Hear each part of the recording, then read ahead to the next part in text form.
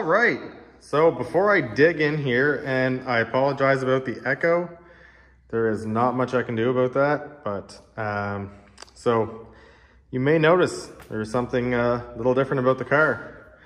I went and picked up these for a really good deal. They're actually BBS wheels, and they are real two-piece wheels. I got 5 of them for $500.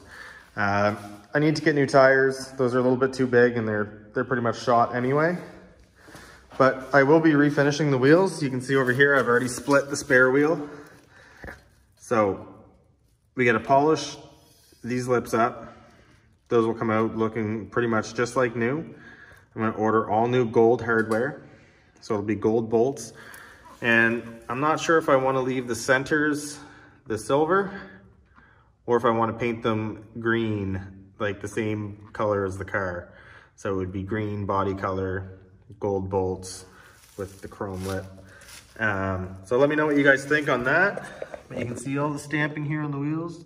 Germany, BMW, and there's the RC90 BBS stamp. So they are real BBS two-piece wheels. You'll see them on a lot of cars, and they'll look a lot more familiar once they're cleaned up and I've got some fancy hardware in them. And of course the center cap kind of finishes them. You will often see them with the BBS center cap instead of the BMW one, and people will run these on different cars. I actually had a set of these wheels installed on my Jetta for one of the first car shows this year before I could get the Style 63 BMW wheels that I have on it now installed. And because a picture is worth 1,000 words.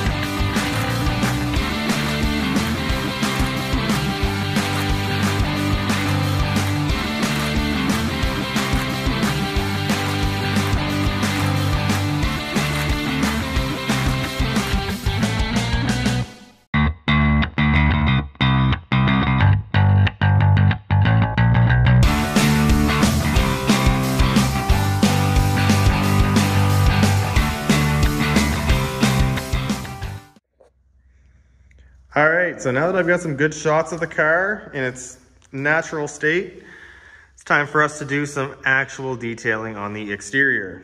I'm gonna start off by giving it a good hand wash. Use lots of degreaser in all of these cracks, get all the pollen and mold and whatever that's stuck in all of them. The other side of the car actually I think is worse. You can see under the wipers here, like all this stuff. It'll come off. You just gotta put a little bit of pressure on it, a little bit of chemicals, and get that all cleaned up. Underneath it here, like all that green stuff, we gotta get rid of that and that.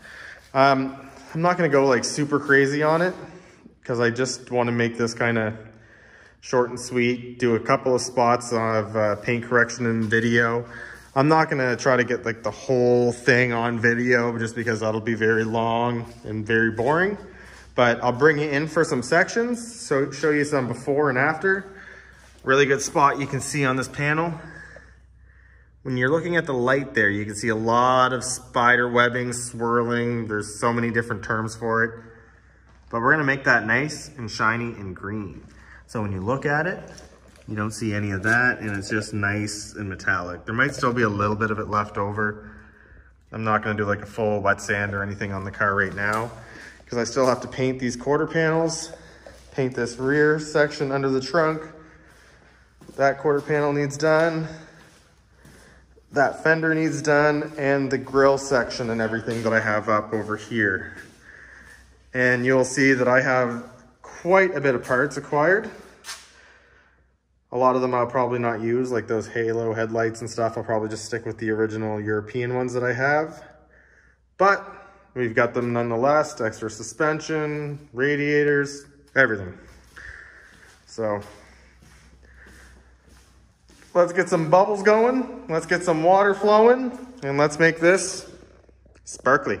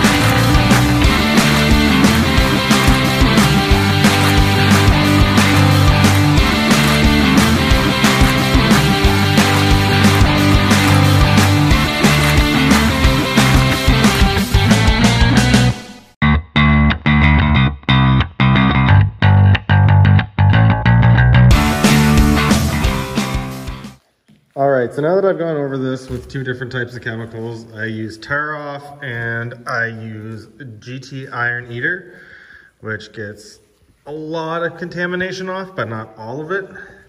I always like to finish it up with the good old classic clay bar. Now, especially on a dark colored vehicle, you're always gonna want to at least do a polish after you clay bar, because you will see, even if you're using the lightest of clay bars and pushing very lightly, you're still gonna get a little bit of clay bar marring. So I like to give them a good polish up after. Now this car actually doesn't have like a whole lot of like stuff actually stuck to the paint.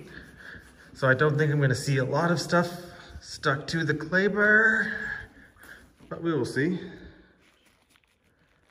All right, there's something actually on the paint. It's like, almost looks white. I'm gonna clean this clay bar. So like if you see on that side, clay bar is mostly clean. I'll put a little bit of lube on the hood. Now you can buy special products like actual clay bar lube, but I just use soap. It's cheap, it's easy.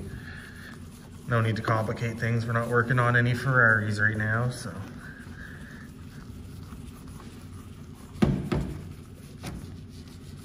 I usually like to go in a one similar motion, like a side-to-side motion, avoid circles or swirling or anything like that. wipe that off on my pants so it's not any soap. But yeah, you can see there's definitely something that was white that was stuck on the hood. So something that those two chemicals didn't fully remove, and it's a good thing that we're giving it a clay bar.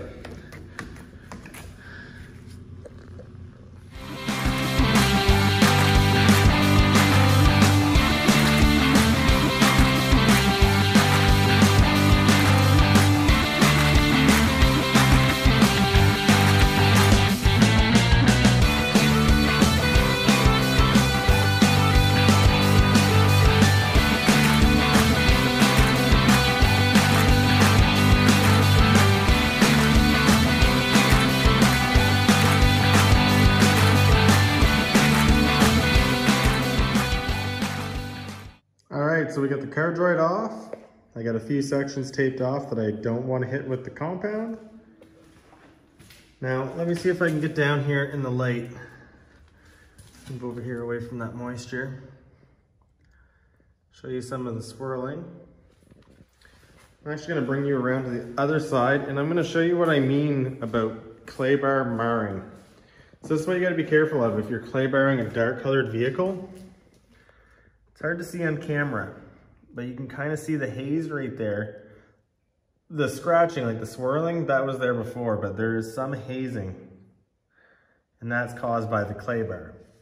That's because the clay bar is aggressive, and it does leave a little bit of scratching on your paint, but it gets everything off of it. And if you're doing a paint correction, that doesn't matter anyway, because it's all very superficial scratches, and it'll compound out. But if you were just about to do like a wax to your car and you're just clay barring it to get the stuff off of it, it's gonna leave marks that wax won't cover. And when the sun's shining on it, you're gonna see all those little hazes and mar marks from that clay bar. So don't clay bar a dark colored car if you're not doing some paint correction.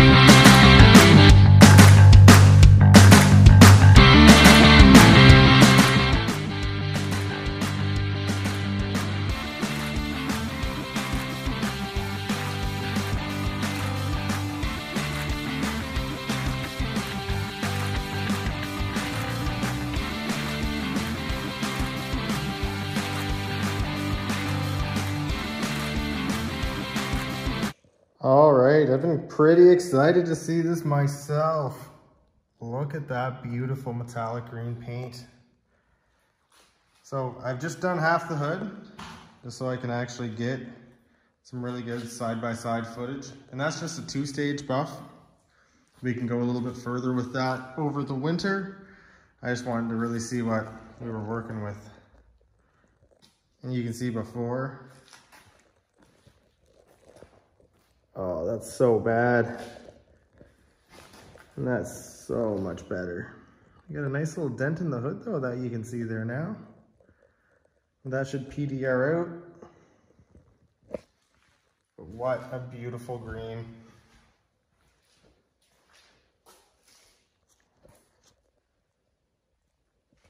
So to go from that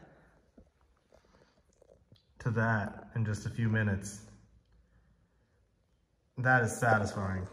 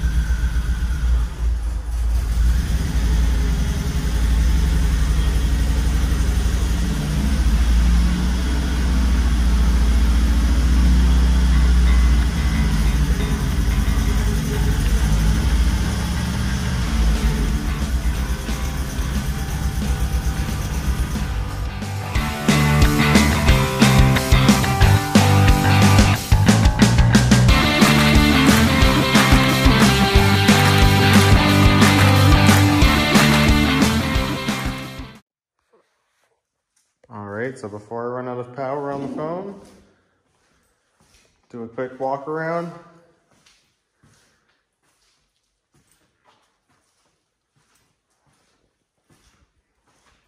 The paint really came out awesome on this. I shouldn't have any trouble matching new paint up to old paint. Again, we'll be painting that fender. But the doors are okay. The roof is okay. Obviously, we have to paint this quarter panel, which is kind of a shame because the paint is awesome, but I think I'm gonna paint the whole thing.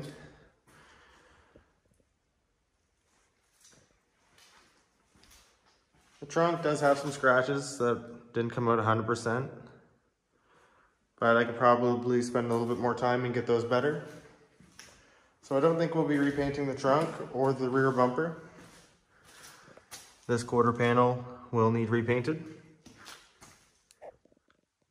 which is a shame again because the paint is actually in great shape.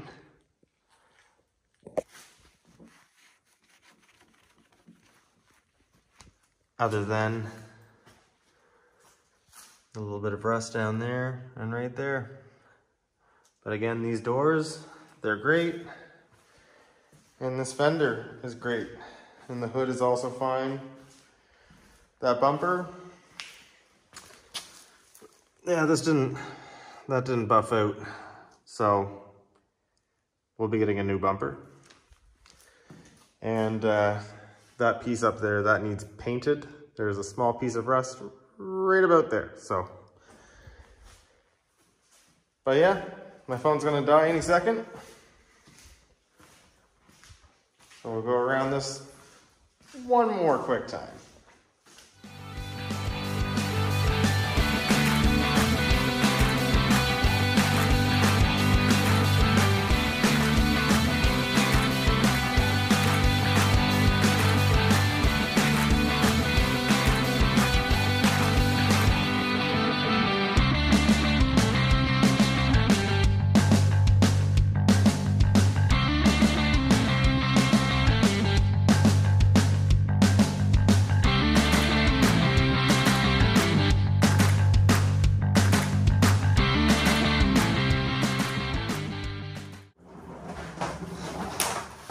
All right, if you guys have made it this far, thank you very much for watching. Make sure you subscribe to the channel if you're interested in seeing more on this car. That's pretty much going to do it for part 4 of I Bought the Cheapest BMW E36 in Canada.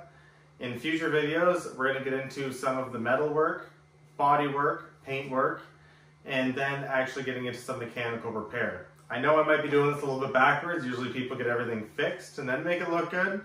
But I figure that if I get it looking really nice, that I'm going to be dedicated to fixing it.